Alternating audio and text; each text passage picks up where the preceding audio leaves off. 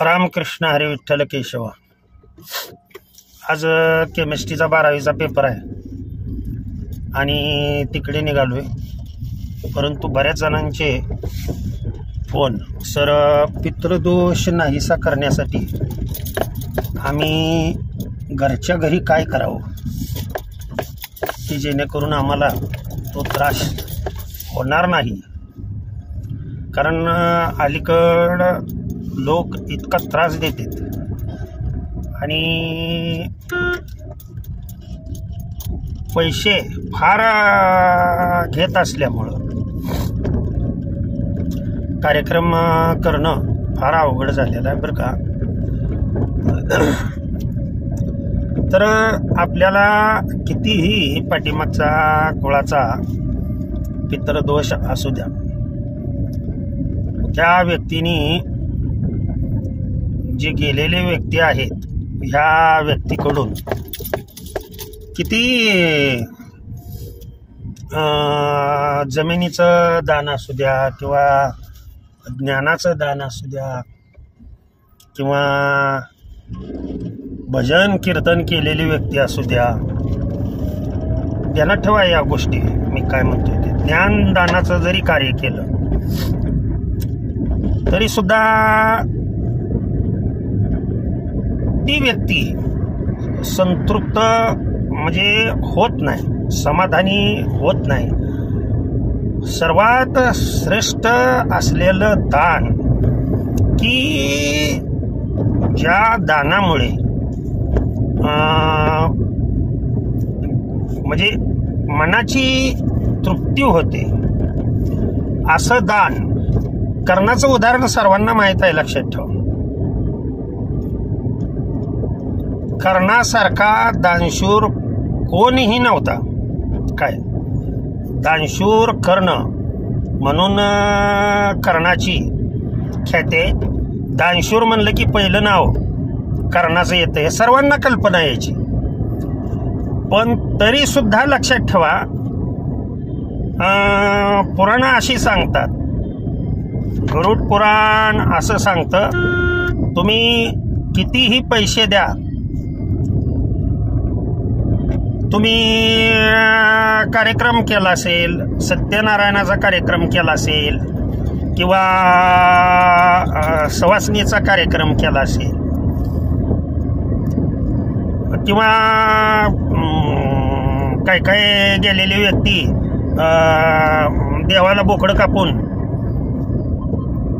ते लोक जेवायला घातलेले असतील, परंतु त्याचा उपयोग नाही आहे, लक्षात ठेवा। त्यामुळं तुम्ही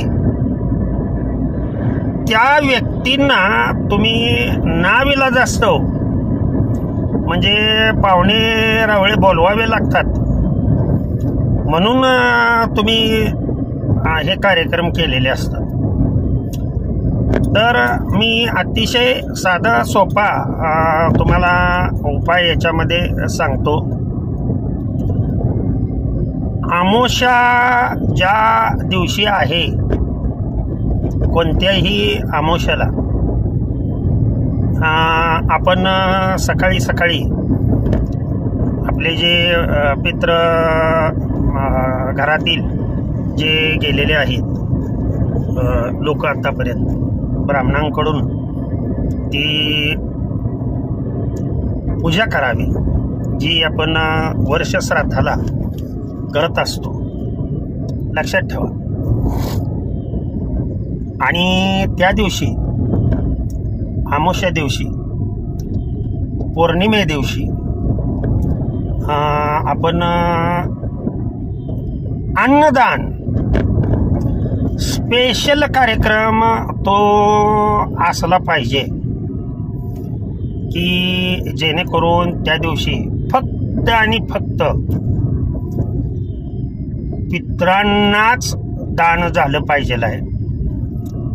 मग तुम्ही कसल्याही प्रकारचं साधं सोपं जेवण करून 21 वारकऱ्यांच्या म्हणजे माळकरी व्यक्तींच्या हातावरती पाणी पडावं त्याच्यामुळं हे जे कार्यक्रम आहेत आणि महत्त्वाची गोष्ट त्या दिवशी नामस्मरण घडणं फार महत्त्वाचं असतं आणि हे नामस्मरण घडण्यासाठी तरच आपण काय करतो, कीर्तनाचे भजनाचे वगैरे कार्यक्रम आपण ठेवत असतो. तर महाराजांचं एखाद्या व्यवस्थित शास्त्र सांगणाऱ्या महाराजांचं कीर्तन ठेवावं. त्याला अमुकच वेळ पाहिजे, फक्त कालावधी तो योग्य असतो, लक्षात ठेवा. आणि हे जर कर्म तुम्ही व्यवस्थितरित्या त्यांच्या नावाने जर केलं तर तुम्हाला पितृदोषातून मुक्ती मिळू शकते. तुम्हाला कुठेही जायची आवश्यकता भासत नाही. नाहीतर मग शेवटचा त्र्यंबकेश्वरचा तो कार्यक्रम करणे हा ठरलेलाच आहे. जर तुम्हाला किरकोळ खर्चामध्ये जर अन्नदान करायचं असेल, वास्तविक पाहता तुम्ही तिथं जरी गेला तरी तुमच्या हातून काय अन्नदान होत नाही. तुम्ही काय करता, धनदान करता. तुम्ही तिथे ध्यानात आलं का तुमच्याकडून कुठल्याही प्रकारची पंगत तिथं घातली जात नाही. आणि किती धन लोकांना दिल्यानंतर लोकांची अंतःकरणाची तृप्ती होईल तेवढं सांगा. किती सोनं दिल्यानंतर तृप्ती होईल. परंतु अन्न हे आपल्या दारात दिल्यानंतर आपण त्या व्यक्तीला जर पोटभर जेवण घातलं, लक्षात ठेवा, तर अन्नामुळे हे त्या मनुष्याची म्हणजे पूर्णपणे तृप्ती होते. लक्षात ठेवा, ह्या गोष्टी लक्षात ठेवा. आणि अन्नदान आपल्या दारात घडावं. आणि हे दारात घडणारं अन्नदान जे आहे ते पितरांना व्यवस्थितरित्या पोचलं जातं आणि त्या योनीतून ते म्हणजे त्यांना पुढची सद्गती ही त्यांना प्राप्त होते. आणि मग त्यांच्या नावाने केलेल्या या कार्यामुळं आपणाला त्या पितरांचा आशीर्वाद, पितृ ऋणातून आपण मुक्त होतो आणि पितरांचा आशीर्वाद आपणाला तो लाभतो. कुठल्याही कार्यामध्ये ते आपणाला सहकार्य करतात आणि आपलं कोणतंही कार्य थांबलं असेल तर ह्या कार्य सहजासहजी होतं.